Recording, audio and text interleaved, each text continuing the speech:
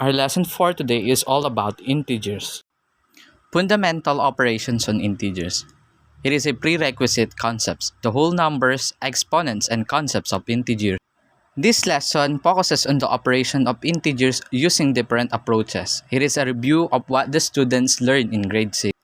In this lesson, you are expected to add, subtract, multiply, and divide integers using different approaches, and to solve word problems involving addition of integers. Before we proceed to our lesson, let us define what is an integer. An integer is a positive or negative whole number including zero. It is either the two. It's kahit na negative or positive siya, ang tawag doon is a integer. Basta whole number siya. There are four integer operations. The four integer operations is the addition, subtraction, multiplication, and division, or also known as the 4Fs. Rule number 1 for adding integers. The sum of two positive integers is always positive. Example, 5 plus 1 is equal to 6. Pag yung dalawang positive na integers, pag pinag-add mo sila na parehas yung sign nila na positive, ang sagot doon is positive. Parang simple lang talaga na nag-a-add ka lang ng mga given number.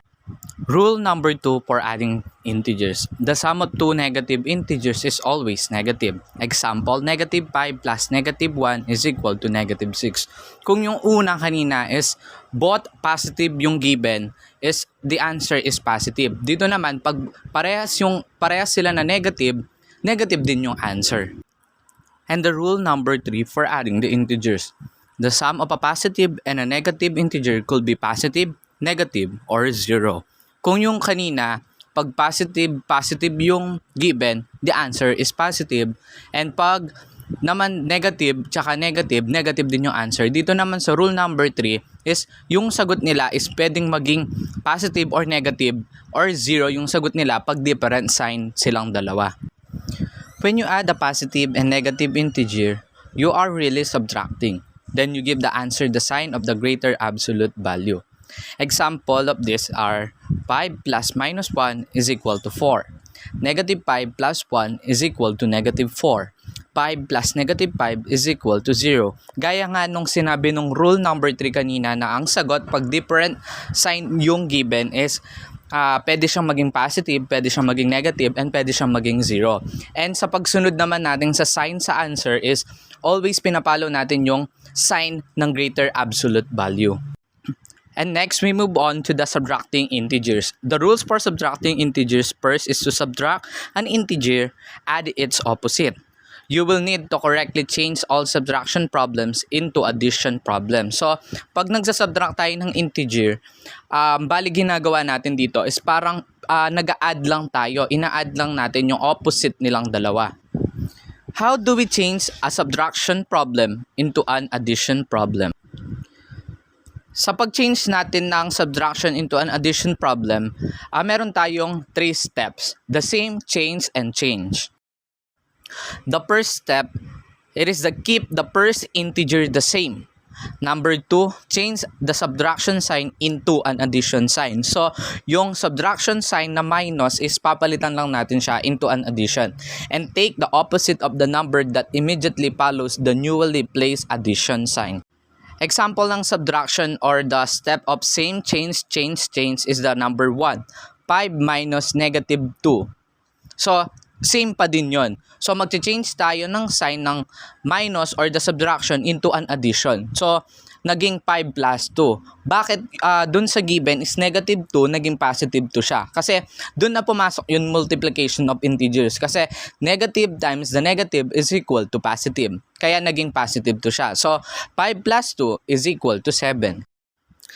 Next example is the negative 5 minus 2 is equal. So, same yon. And then, mag-change naman tayo ng subtraction sign into an addition. So, negative 5 is magiging same pa din siya na negative 5. And then, plus minus negative 2. Naging negative 2 siya kasi nga, negative times positive is equal to negative. So, dahil parehas sila na negative sign, so parang i-add lang natin siya. Let us move on to the rules for multiplying integers. Number 1, the product of two integers with the same signs is positive. the product of two integers with different sign is negative. Rules summary for multiplication. So, gaya nung sinabi kanina, pag same sign yung dalawa, the answer is always positive. It's either positive times positive, negative, or negative. Basta parehas yung sign ng dalawang given is positive. Pero pag different sign naman yung dalawa, for example, positive times negative, negative yung answer. Or negative times positive, ang answer is negative pa din. Basta pag different sign, always negative. And pag same sign sila, always positive the answer. Let's practice multiplication. Example na multiplication of integers. Number 1, 6 times negative 13. So, dito is magkaiba yung sign ng given. So, the answer, alam mo na, pag different is negative yung answer. So, 6 times negative 3 is equal to negative 18. 3 times 3 is equal to positive 9. Naging positive 9 siya kasi both given is same sign. Negative 4 times 5 is equal to negative 20. Negative 6 times negative 2. So, kahit na negative sila, pero parehas yung sign ng dalawa, the answer is positive pa din siya. And negative 7 times negative 8 is equal to 56. Did you know that the rules for multiplication and divisions are the same? Yes, the rules for divisions are exactly the same as those for multiplication. Oo, parehong-pareho yung rules ng division tsaka ng multiplication.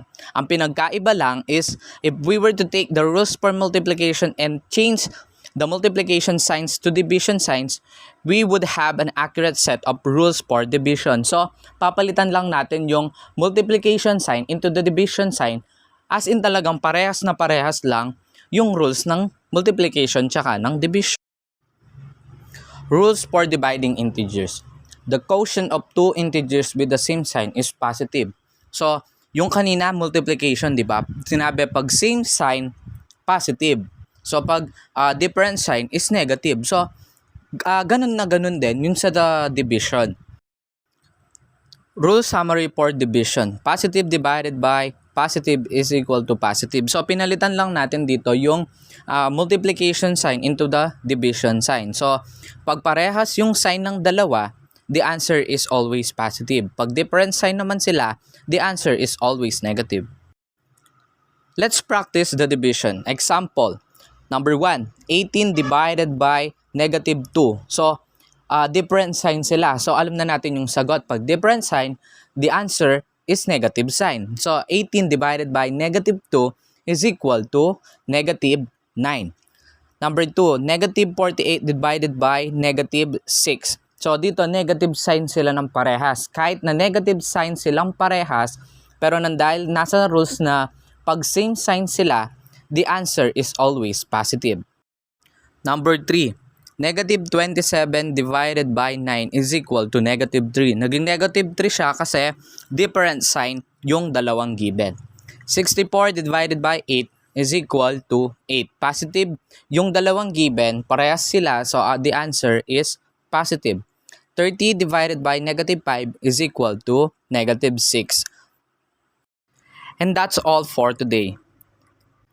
Thank you for watching.